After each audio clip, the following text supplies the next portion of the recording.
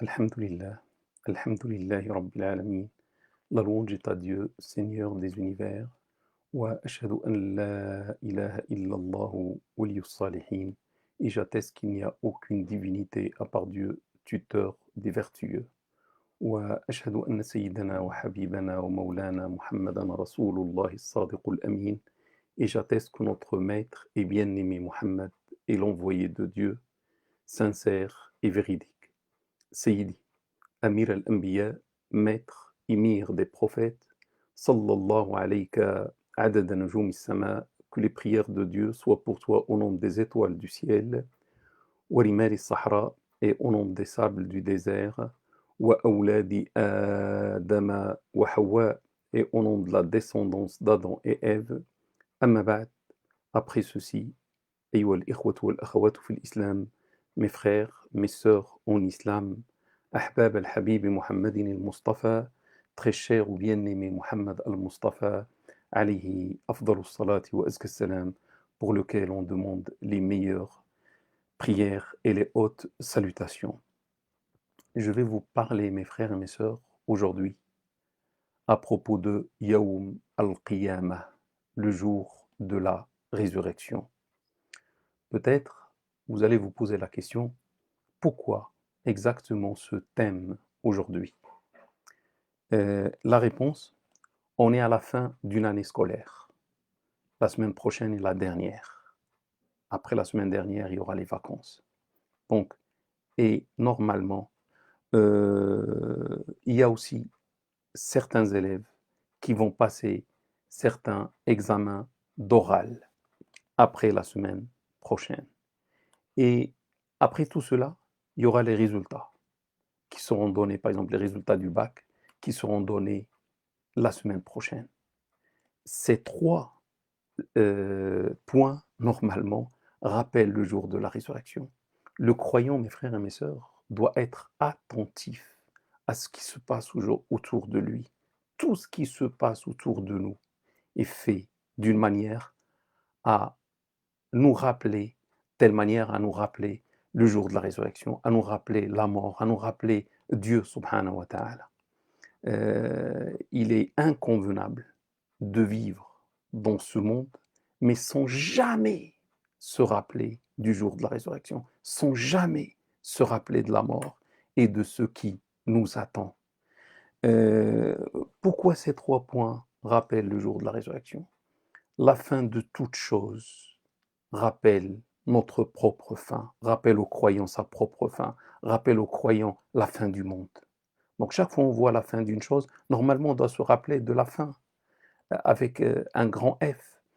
Les examens normalement nous rappellent le véritable examen du jour de la résurrection. Quand on voit un examen ici, on se rappelle du vrai examen. Et les résultats qu'on nous donne ici nous rappellent les véritables aussi résultats qu'on aura le jour de la résurrection. Paradis ou enfer. Euh, donc, comme ce que j'ai dit, l'examen de la vie ici-bas rappelle aux croyants l'examen de l'au-delà, nous rappelle le jour de la résurrection, le jour de l'examen réel et véridique. Un jour, subhanallah, qui va durer 50 000 ans. Essayez, mes frères et mes sœurs, de méditer sur cette valeur. 50 000, aujourd'hui, un jour, c'est 24 heures, et parfois c'est beaucoup, parfois c'est énorme. Mais là, c'est pas 24 heures, c'est 50 000 ans. Un seul jour, subhanallah, parce qu'il y a beaucoup de monde, il y a beaucoup d'interrogations et d'examens. Mes frères et mes sœurs, je vous rappelle que la vie ici-bas n'est qu'une grande salle d'examen. On est dans ce monde, sur Terre, dans une salle vaste et énorme, une salle d'examen. Pour tous les gens, tout le monde, toute personne qui entre dans cette salle, c'est pour l'examen. Toute personne qui est dans la terre ou sur la terre est pour l'examen, à partir de l'âge de la puberté jusqu'à la mort. Chaque jour, frère ou sœur, tu passes par un certain nombre d'examens et de tests et d'épreuves à chaque heure, plutôt à chaque minute, plutôt à chaque seconde. La vie ici-bas est un examen d'écrit et le jour de la résurrection est un examen d'oral. La vie ici-bas, un examen écrit, et ce sont les anges, les malaïkas, qui écrivent toutes choses, tout ce que tu fais, frère ou sœur, à chaque seconde de ta vie est écrit par les anges. On est dans un long examen qui va durer pendant toute notre vie. Mais le problème, on est inattentif. On oublie qu'on est dans l'examen. Notre problème vient toujours de l'oubli. On oublie qu'on est ici uniquement pour l'examen, pour passer l'examen. Et le résultat de cet examen sera donné le jour de la résurrection. Notre état, mes frères et mes sœurs, si vous voulez que je vous donne un exemple, ressemble à un élève qui rentre dans la salle d'examen et après, dans la salle d'examen, il va oublier qu'il est là pour passer l'examen. Il va commencer à s'amuser, à dessiner sur la feuille d'examen jusqu'à la fin de l'examen et il va être réveillé par le son de la sonnerie. Mais là, ça va être trop tard. Ils vont lui retirer la copie. C'est trop tard. De même, les gens aujourd'hui, à notre époque, ont oublié que la vie ici-bas n'est qu'une salle d'examen. Et ils ont commencé à s'amuser, à jouer, à se distraire, à rassasier, comment dire, leurs désirs, etc., avec tous les moyens, jusqu'à la sonnerie qui est représentée normalement par l'ange de la mort qui vient reprendre l'âme vers son Seigneur. Le jour de la résurrection, l'au-delà, c'est un examen oral après lequel on va donner les résultats, soit un paradis et félicitations, soit un enfer. Celui qui va examiner, celui qui va poser les questions lors de cet examen oral, c'est Allah Ta'ala wa Tabarak. C'est le Tout-Puissant, c'est l'infiniment grand, c'est le très fort, c'est le roi des rois, c'est lui-même qui va poser les questions. Qu'est-ce que, mes frères et mes sœurs, on a préparé pour ce jour long, 50 000 ans, et redoutable. Redoutable parce qu'après, il y a soit le paradis, soit l'enfer. Donc, permettez-moi, mes frères et mes sœurs, de vous accompagner dans ce jour ou à travers ce jour de la résurrection et on va visiter, le temps ne me permet pas de tout voir, on va visiter 3 étapes aux 3 endroits, aux 3 événements. Le premier, c'est Al-Mizan. Al-Mizan, c'est la balance. Dieu dit à propos de ce Mizan ou de cette balance, فأما من ثقلت موازينه فهو في عيشة راضية. Quant à celui dont la balance sera lourde de bonnes actions, lourde, il sera dans une vie agréable.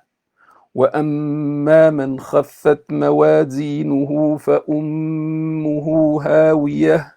Et quant à celui dont la balance sera légère, sa demeure est un abîme très profond, c'est l'enfer. وما أدراك ما هي. Sais-tu de quoi s'agit-il? نار حامية, un feu ardent.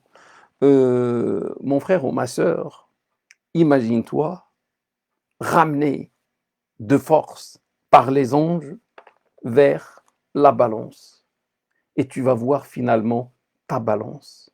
Quand tu vas voir ta balance, ton regard se fixera, ta raison s'envolera, ta transpiration coulera. Tu regardes la balance, va-t-elle être lourde ou légère?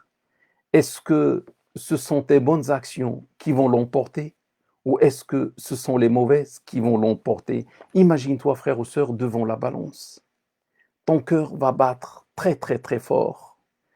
Ta bouche va dire, oh si j'avais commis ou si j'avais accompli beaucoup de bonnes œuvres. Tu veux alourdir maintenant le plateau des bonnes œuvres. Oh si je n'ai pas fait du tout les mauvaises. Mais là, c'est le jour de la résurrection. Ici, on fait le contraire. On oublie même la balance. Frères ou sœurs, Veux-tu connaître le résultat de la balance ici, bas? Regarde aujourd'hui, frères ou sœurs, combien tu as fait de bonnes actions depuis que tu t'es réveillé. Regarde aujourd'hui, c'est le vendredi. Combien tu as fait de bonnes actions et combien tu as fait de mauvaises. Regarde la semaine passée. Combien tu as fait pendant une semaine. Combien tu as fait de bonnes. Parce que les bonnes, tu vas les trouver sûrement sur la balance.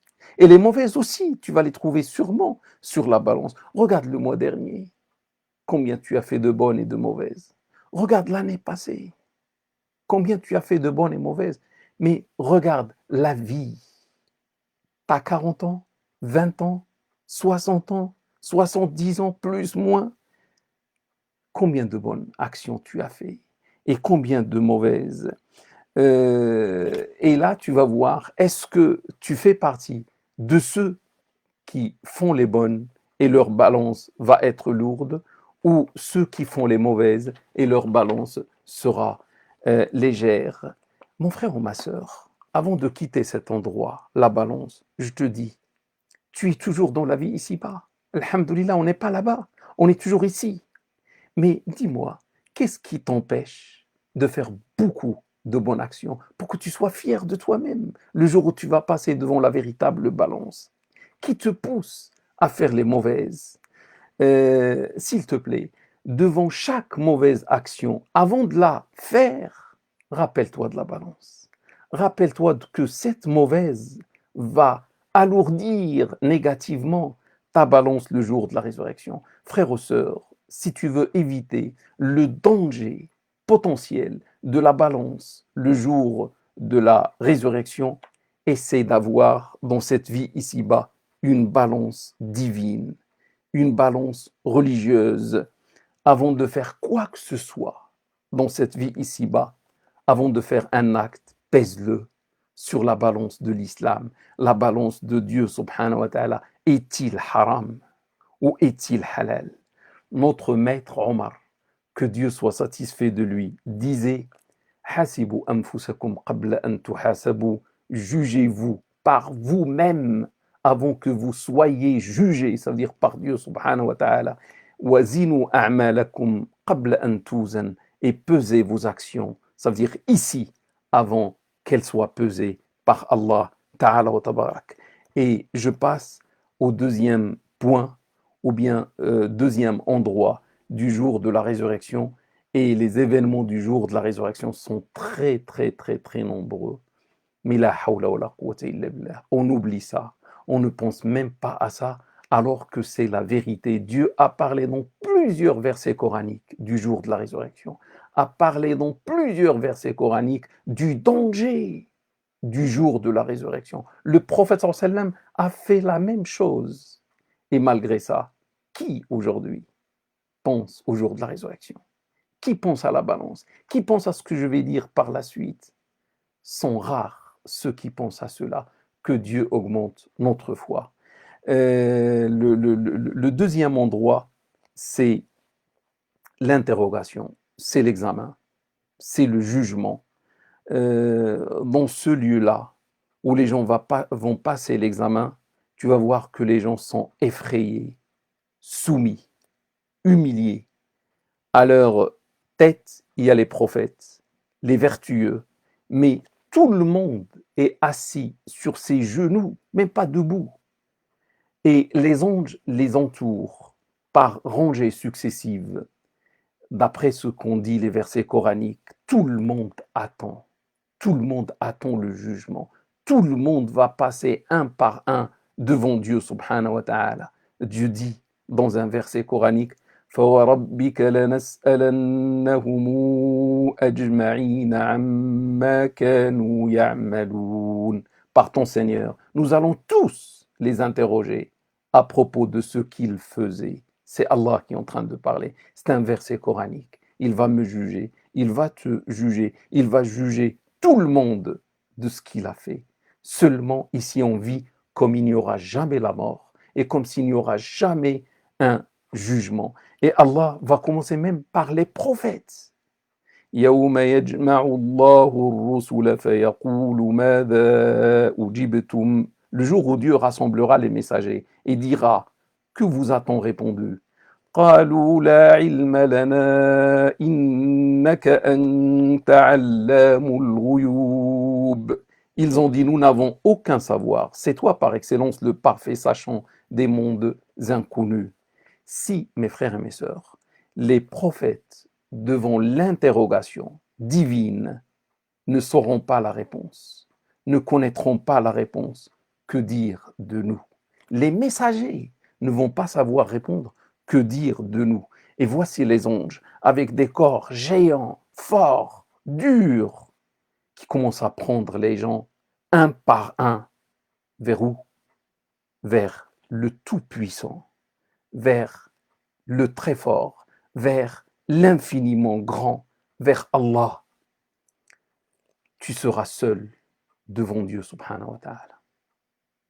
Mon frère ou ma sœur, c'est la vérité avec laquelle il n'y a aucune autre vérité. Un jour, tu vas passer seul devant Dieu. Je vais passer seul devant Dieu subhanahu wa ta'ala, sans être assisté par un avocat. Dieu dit dans un verset coranique, وَكُلُّهُمْ آتِيهِ يَوْمَ الْقِيَامَةِ فَرْدًا.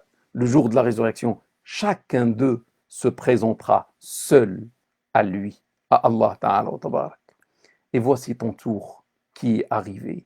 Que Dieu t'aide, que Dieu t'assiste, mon frère ou ma sœur. Maintenant, tu vas passer devant Dieu, subhanahu wa ta'ala. Tu te rappelles, tu étais libre dans la vie ici-bas. Tu faisais tout ce que tu voulais, comme péché, comme désobéissance, sans jugement. Et maintenant, le temps du jugement est arrivé. Avant que je te laisse passer devant Dieu, subhanahu wa ta'ala, je te rappelle seulement, mon frère ou ma sœur, maintenant, Dieu va te juger sur toute ta vie. Pour t'aider à comprendre le danger de ce moment, de passage devant Dieu, je vais te dire ce que tu sais. Seulement, c'est pour le rappel, c'est un rappel de vendredi. Il va te juger à propos de toute ta vie. Imagine, tu as vécu 60 ans. Je prends quelqu'un qui a vécu 60 ans. J'enlève le tiers. Le tiers, c'est pour le sommeil. C'est normal, dans 24 heures, les gens, il y a certains qui dorment 8 heures. 8, c'est le tiers de 24 heures.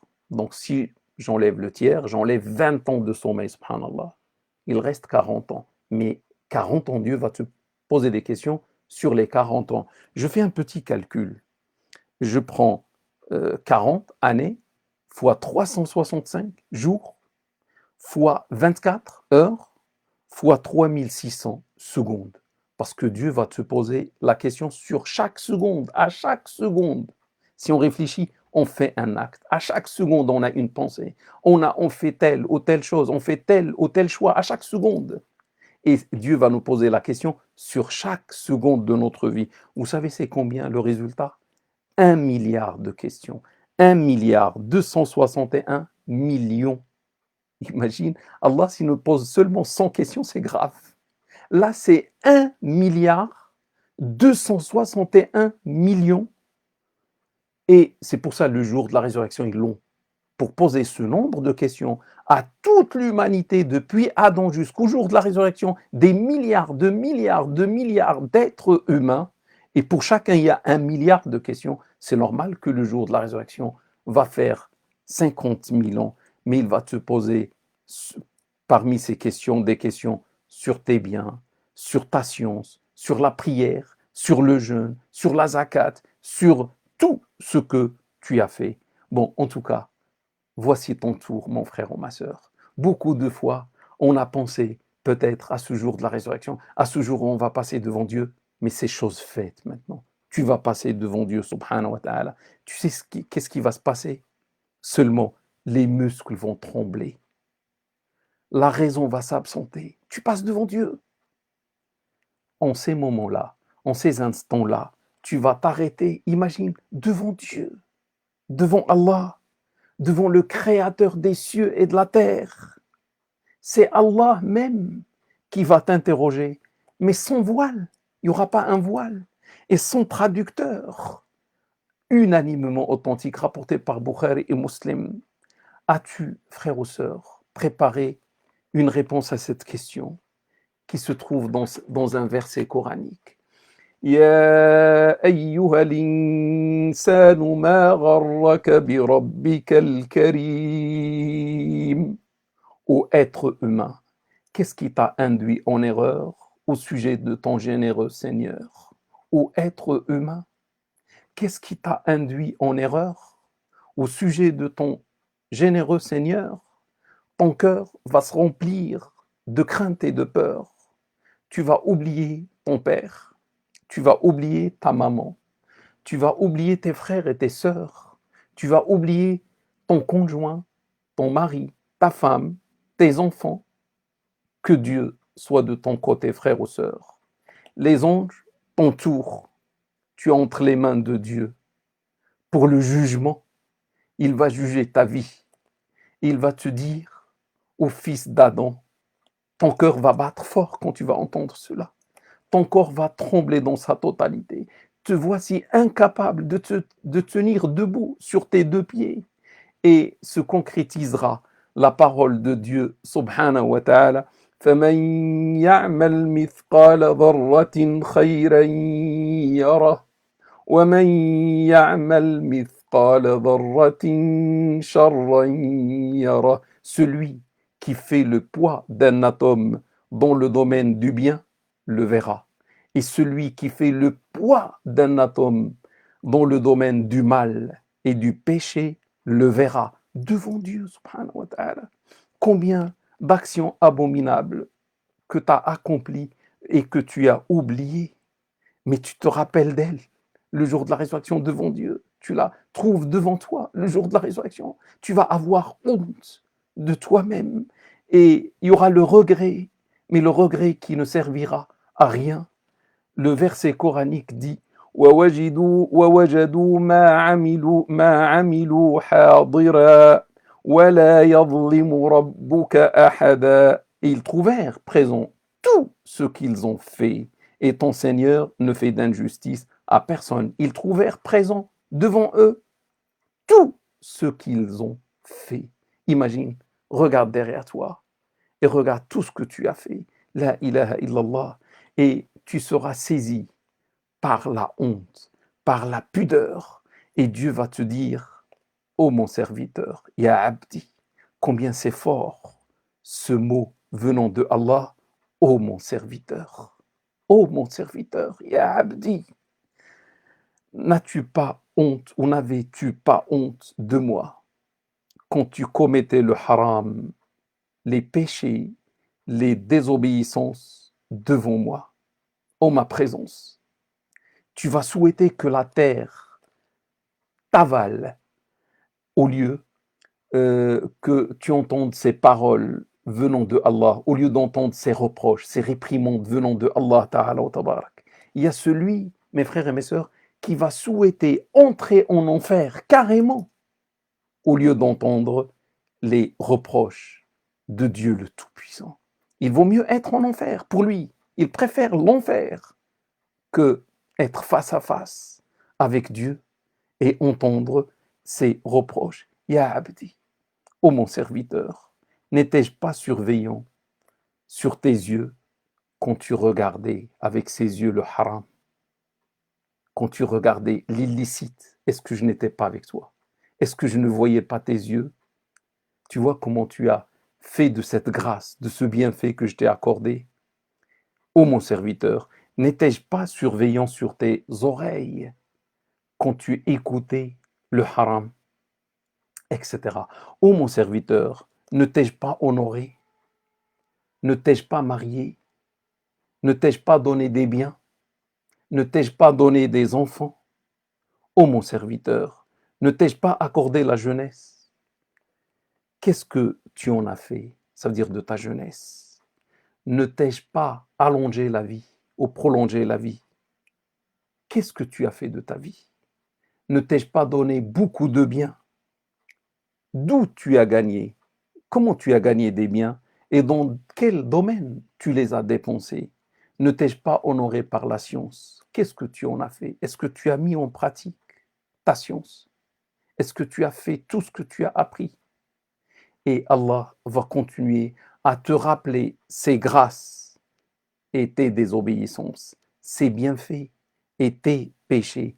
Dans le cas, frère ou sœur, où tu nies quelque chose, la suite est racontée par Anas, que Dieu soit satisfait de lui. Il nous dit, le messager de Dieu, salat et salam sur lui, a ri. On lui a dit, de quoi ris-tu au messager de Dieu? Il a dit, euh, c'est du dialogue du Seigneur avec son serviteur, subhanallah. Il y aura un dialogue en ce moment-là entre Allah et son serviteur.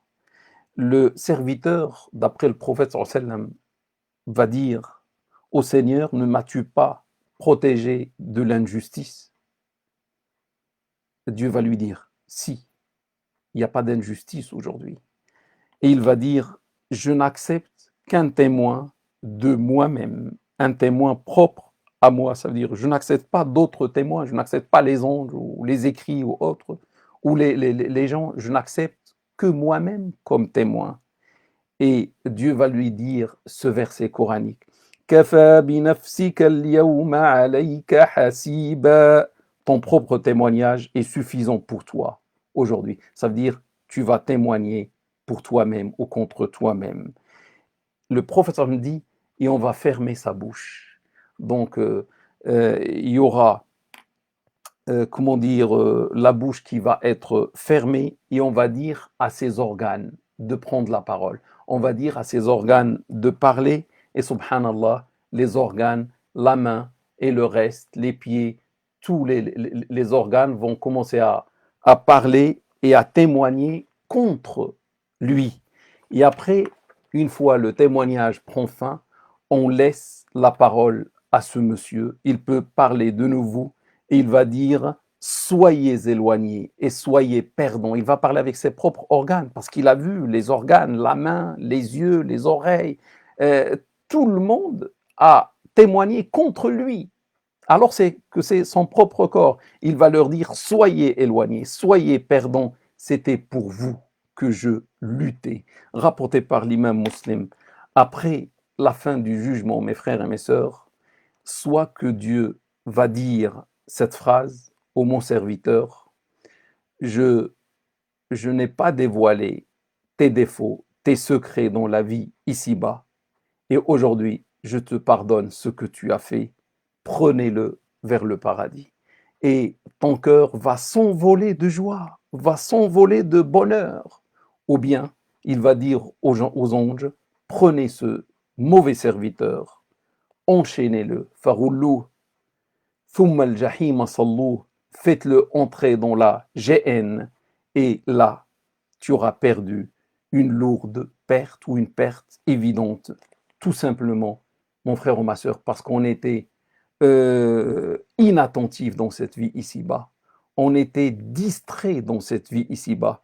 Celui, mon frère ou ma sœur, qui ne veut pas avoir peur le jour de la résurrection, il doit craindre Dieu dans cette vie ici-bas, parce que Dieu ne réunit pas deux peurs pour un serviteur, une peur ici et une peur là-bas. Celui qui a eu peur de Dieu ici n'aura pas peur de Dieu là-bas. Et celui qui n'avait pas peur de Dieu ici, c'est lui qui va avoir peur de Dieu dans l'au-delà. Et celui qui veut éviter tous ces problèmes, on a dit, il doit avoir peur dans cette vie ici-bas et il doit se préserver du haram, du péché, de la désobéissance. Et celui qui veut aussi être couvert par le voile secret de Dieu, que Dieu ne le dévoile pas, parce qu'on sera, par exemple, sur une estrade devant les créatures, soit Dieu va publier notre jugement, ou Dieu va nous couvrir. Donc, si tu veux que le jour de la résurrection, Dieu ne dévoile pas, que ça soit pas public, que ça soit un entretien privé, ne dévoile pas les serviteurs de Dieu dans cette vie ici-bas. Le prophète sallam a dit dans un hadith que celui qui couvre un musulman dans cette vie ici-bas, Dieu ne le dévoilera pas le jour de la résurrection. Je passe, mes frères et mes sœurs, au dernier endroit, c'est As-Sirat. c'est le Sirat, un endroit très très dangereux, redoutable. Tout ce que je suis en train de dire, mes frères et mes sœurs, existe dans des versets coraniques, existe dans des hadiths prophétiques, et c'est les événements que l'humanité n'a jamais vus. Toute l'humanité n'a jamais vu des événements redoutables comme ce que je suis en train de dire. Le Sirat ou le chemin, le pont, on peut dire le pont, c'est un pont posé sur l'enfer. Imaginez l'enfer. Imaginez là, il y a, il y a le jugement ici, et là, il y a le pont, et là, il y a le paradis. De ce côté-là, il y a le paradis. Donc là, là, il y a le jugement, et après le pont, et après le paradis. Et en dessous du pont, il y a l'enfer. Donc on va venir de ce côté-là, par exemple, hein, là où on a subi le jugement, et on voit le paradis, mais pour accéder au paradis, il faut passer au-dessus de l'enfer. Et au-dessus de l'enfer, il y a un pont. Et il faut traverser le pont pour aller vers le paradis. Soit on accède au paradis, soit on tombe en enfer. Et ce pont s'appelle en arabe as-sirat, et ça fait peur. L'idée de sirat fait peur. C'est un pont construit au-dessus de l'enfer, qui est plus aiguisé qu'un sabre, et qui est plus fin qu'un cheveu. Dieu dit dans un verset coranique, il parle avec les anges, Fahduhumu ila siratil jahim. Conduisez-les vers le sirat de l'enfer, vers le chemin de l'enfer. Euh, bon, avant d'aller plus loin, je fais un petit rappel, mes frères et mes sœurs, pour avoir une idée de la longueur de ce sirat. Donc, pour avoir une idée, moi j'ai pensé au paradis. Le paradis, on connaît sa largeur, c'était dit dans un verset coranique, c'est la dimension des cieux et de la terre. Les 7 cieux, c'est presque infini, c'est des milliards de milliards de milliards de milliards de kilomètres. La largeur du paradis, machallah, c'est grand. Que Dieu nous donne tous, à nous tous et toutes, et nos familles, ceux qu'on aime, le paradis, Inch'Allah. Donc c'est énorme, il y a de la place pour tout le monde, normalement. Donc c'est les cieux et la terre, que la largeur, on ne sait pas la longueur, ça fait combien. Mais je sais une chose, vous savez une chose, que l'enfer est plus grand que le paradis. Normalement, l'enfer est plus grand. Si on regarde l'histoire de l'humanité, sont peu nombreux, d'après des versets coraniques ou des hadiths, ceux qui ont cru. La majorité ne croit pas. Il n'y a que peu de gens qui croient en Dieu, subhanahu wa ta'ala. Ça veut dire, si le paradis a une taille, normalement, l'enfer doit être plus grand pour prendre tous ceux qui n'ont pas cru. Et là, le pont, malheureusement, est sur l'enfer. Donc, imagine un pont qui fait des millions, des milliards de kilomètres, et plus fin qu'un cheveu, plus aiguisé qu'un sabre. C'est au-dessus de l'enfer, il y a la chaleur, il y a la fumée, il y a les flammes, et en dessous, il y a de l'espace. On est en l'espace. Ça veut dire, si on tombe, vous savez, la profondeur, d'après des hadiths du prophète, c'est 70 automnes pour toucher le fond de l'enfer. 70 automnes, ça veut dire 70 ans entre automne et automne, il y a une année. Ça veut dire 70 ans de chute pour toucher le fond.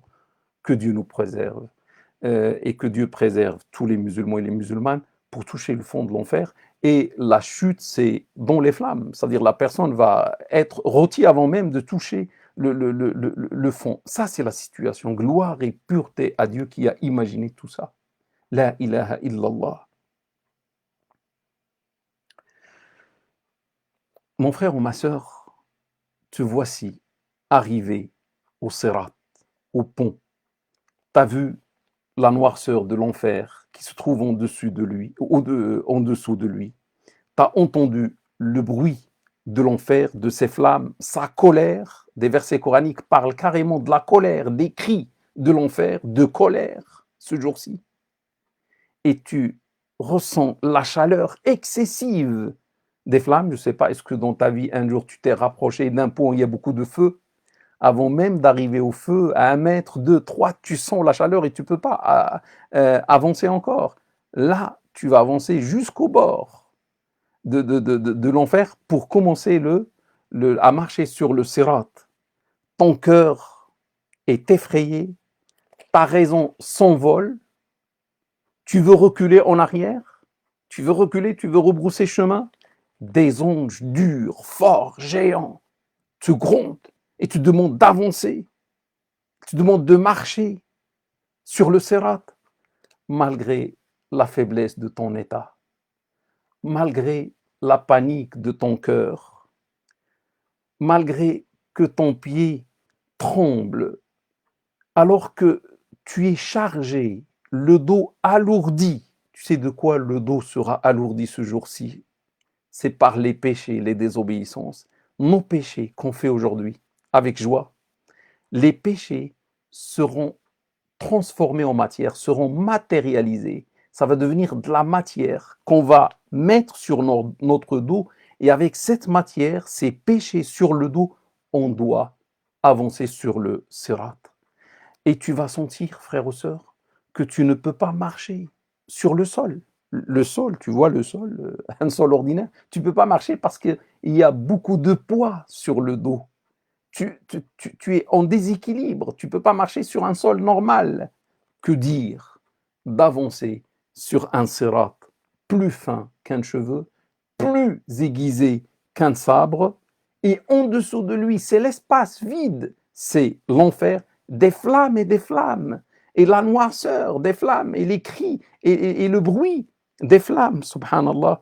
Et tu as ressenti le vertige, ta tête qui tourne, tu as posé le premier pied sur le sirat, tu as ressenti que c'est trop aiguisé. Les gens autour de toi sont en train de trébucher et de tomber. Tu vois leur chute devant toi, leur tête vers le bas, les pieds en l'air. Ils sont en train de crier dans leur chute. Oh mon frère, oh ma sœur, quelle vue insupportable, quelle scène incroyable, quel passage étroit et inévitable. Et tu as commencé à ramper sur le sirat. Et tu sens que tes péchés, tes désobéissances t'attirent vers le bas pour tomber en enfer. Et tu regardes à gauche et à droite, tu vois les gens embrasés, des gens embrasés de feu. Et tu vas repérer le prophète de loin, salat et salam sur lui, en train de dire « Seigneur, sauve-les, sauve-les ». Comment vas-tu faire, frère ou sœur, si ton pied trébuche ce jour-ci et ton regret qui ne te sera pas utile? Le prophète sallallahu alayhi wa sallam, dans certains hadiths, nous a donné une idée de ce sirat. Il a dit, alhamdulillah, il y a des gens qui vont passer sur le sirat comme l'éclair. La ilaha illallah. C'est des gens comme le prophète sallallahu alayhi wa sallam. C'est des gens comme Abu Bakr, comme Omar, comme Aïcha, comme Fatima, comme Khadija, que Dieu soit satisfait d'eux, comme Abu Huraira, etc. Des gens qui vont passer comme l'éclair. La ilaha illallah. Rapidement, ils sont déjà dans le paradis. Des gens qui vont passer sur le sirat comme du vent, à la vitesse du vent. Des gens qui vont avancer à la vitesse des oiseaux. D'autres à la vitesse d'un cheval qui galope. D'autres marchent. C'est tout. Ils ne peuvent même pas courir, ils marchent. Vous voyez la vitesse qui change d'une personne à une autre selon sa foi, selon sa piété, selon ses bonnes œuvres, selon sa crainte, selon son amour de Dieu subhanahu wa ta'ala. D'autres marchent à quatre, des gens qui vont se mettre à marcher à quatre sur le sirat. Ils ne peuvent même pas tenir debout. D'autres vont ramper sur le ventre, comme un serpent, subhanallah, qui vont ramper lentement sur le sirat. Il y a des gens qui peuvent parfois tomber et se remettre sur le sirat.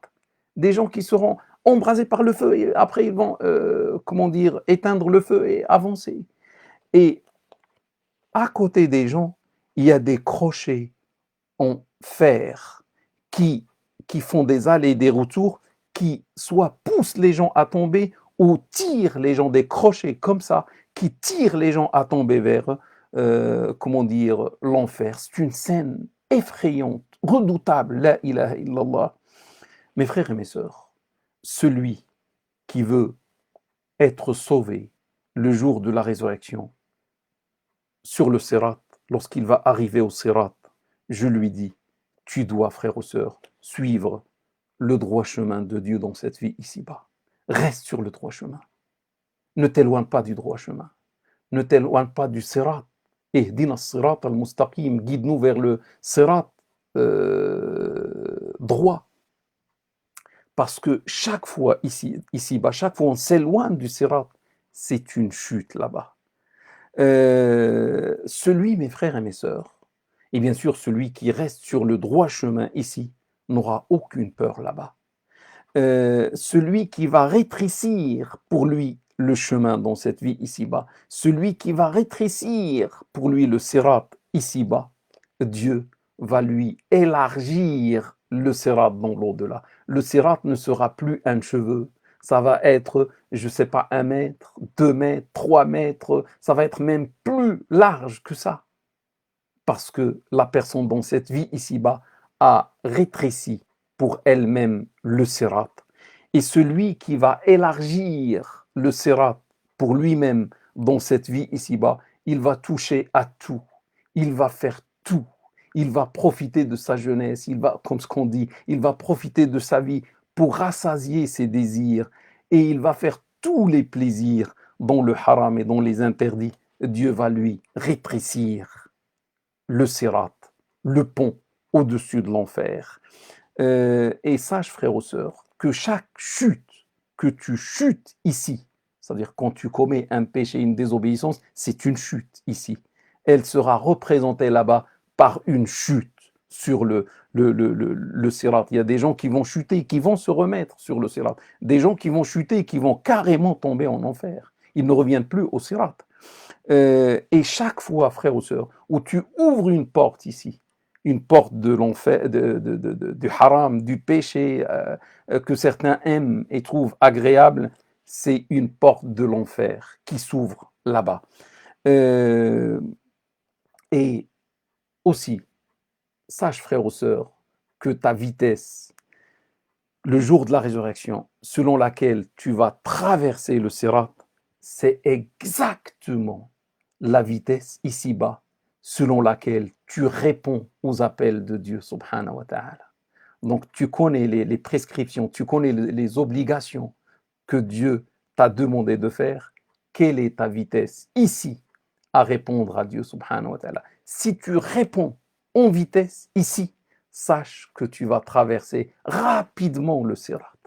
Mais si tu ne réponds pas rapidement ici et tu laisses passer le temps des obligations, etc., là-bas, tu vas avancer, tu vas évoluer à petite vitesse sur le sirat.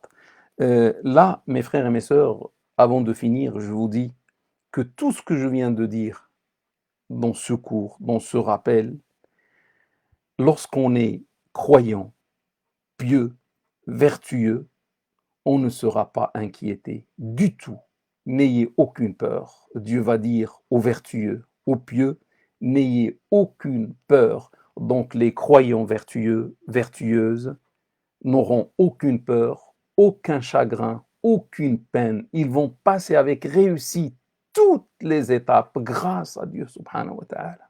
Et ils vont se retrouver au paradis selon la promesse de Dieu subhanahu wa ta'ala. Ceux qui vont trébucher, ceux qui vont trembler, ceux qui vont avoir peur, etc., ce sont les gens qui ici étaient musulmans, mais faisaient à côté le haram sans calculer, sans compter, et ont oublié Allah, ont oublié le jour de la résurrection, etc. Que Dieu nous guide, que Dieu guide nos frères et nos sœurs, que Dieu guide même toute l'humanité. Là, mes frères et mes sœurs, notre visite du jour de la résurrection a pris fin, mais avant de revenir, je vais vous rappeler un verset coranique. Regardez ce que notre Maître Seigneur, Allah Ta'ala wa Tabarak, nous dit dans ce verset.